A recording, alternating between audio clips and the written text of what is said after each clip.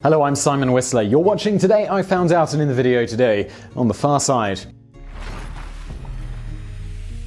For 15 years, Gary Larson took millions of readers over to the far side. Using anamorphic animals, chubby teenagers, universal emotions, a simple drawing style, and a really bizarre, morbid sense of humor, the far side became one of the most successful and praised comic strips of all time. But like many cartoonists, Larson has remained rather elusive. In 1995, about 11 months before the creator of Calvin and Hobbes did the same, he abruptly ended the comic strip. Many of his fans thought this was a bit premature. So how did Larson get to the far side, and what was with his fascination with making aliens look stupid? Well, Larson, he was born in 1950 in the midst of the baby boomer generation. He was born in a blue-collar neighborhood of Tacoma, Washington. His father was a car mechanic, someone who didn't mind getting a bit dirty, which was a trait that he passed on to his two sons. Larson has often reminisced about how he and his brother would wade into the nearby Puget Sound looking for critters like octopi and salamanders. Many of these are creatures that would end up in his comics later. As he explained to the New York Times in 1998, this love of wildlife has continued throughout his life. He originally was even a biology major at Washington State University before deciding that he wasn't all that into schooling. He stated, "I didn't want to go to school for more than 4 years, and I didn't know what you did with a bachelor's in biology." He continued, "So I switched over and got my degree in communications. I regret it now. It was one of the most idiotic things I ever did."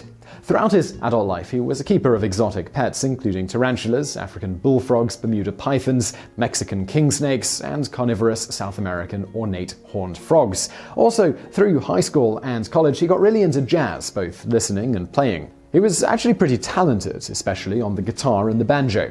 All of this is to say that being a cartoonist was not originally exactly part of Larson's career plan. He was never even particularly good at drawing. Unlike many cartoonists of his era, Larson says that he more or less fell into it. In the mid-1970s, his jazz career was slowly getting better and better until he was passed over for a gig that he thought he was going to get, with an established band getting this instead. Upset, loathing his job at a music store, establishments which are, as he put it, graveyards of musicians, and in need of money, Larson began to draw animals pretty poorly. While at the aforementioned day job in 1976, he drew one-panel cartoons featuring animals making pithy, weird jokes. Then Larson sent them in to a local Seattle magazine, Pacific Search, and much to his surprise, they purchased 6 of them for about $90, which is $400 today. He thought this was the easiest money he had ever made, so he kept doing it. Soon after, a small weekly Tacoma publication called Sumner News Review purchased his cartoons, which he had now named Nature's Way due to the fact that it was mostly about animals. They were paying him $3 a pop. Looking at Nature's Way today, one can spot many similarities to Far Side, which was still a few years away. The comic humanized animals, making them talk, banter, and act like we do. As for the humans, they were often chubby, goofy-looking, and not particularly bright. In other words, it seems clear that Larson had always held animals in higher regard than his fellow humans.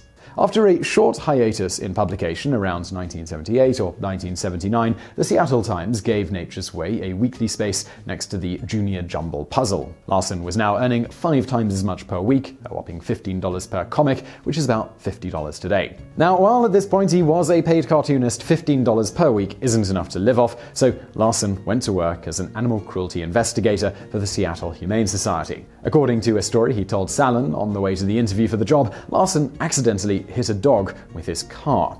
To him, that was the signal that perhaps this line of work wasn't meant to be for him. He also did comment that the dog totally ended up being okay. Now, while he did take the job, he kept making comics on the side. Trying to gain a second revenue stream, he drove to San Francisco in an attempt to sell Nature's Way to the San Francisco Chronicle. Admittedly, it was a bit of a stab in the dark. He sat for hours in the reception area and later called in twice a day to see if anyone had looked over his work. The most he got in terms of a response at this stage was just a bit of sympathy from the receptionist. It was pretty set up to be a disappointment, but much to his astonishment when the paper finally did get back to him, it turned out that the editors not only loved his comic, but instead of running it weekly, they wanted to do it daily. On top of that, they weren't just going to run it in one newspaper, but were going to syndicate it across 30 newspapers around the country. Their only request was that Larson switch the name from Nature's Way to the one they had come up with, The Far Side. As to that name change, Larson stated, they could have called it Revenge of the Zucchini People for all I cared. The point was that between the switch to daily and being syndicated, he could now make a living doing the comic full time. This was a pretty fortunate turn of events because that same week the Seattle Times sent him a letter noting that they were cancelling Nature's Way, citing that they were getting too many complaints that the comic was weird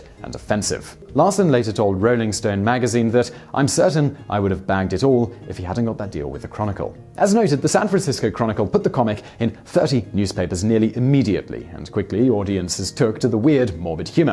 Well, at least some did. Through the comic's decade-and-a-half run, newspapers across the country got an assortment of complaint letters about the comic, mostly with people stating that they found the cartoon disturbing or offensive. Some said that Larson needed psychotherapy, and others just wanted their Annie back. In the early days, the San Francisco Chronicle editors, unlike the Seattle Times, they simply didn't care. They just thought that the comic was a work of genius. But as for the steady stream of complaints, this always took Larson by surprise, with him telling the Associated Press in 2003 that you start off thinking that everyone in the world has the same sense of humor as your 6 friends. I was surprised at just how upset some people could be.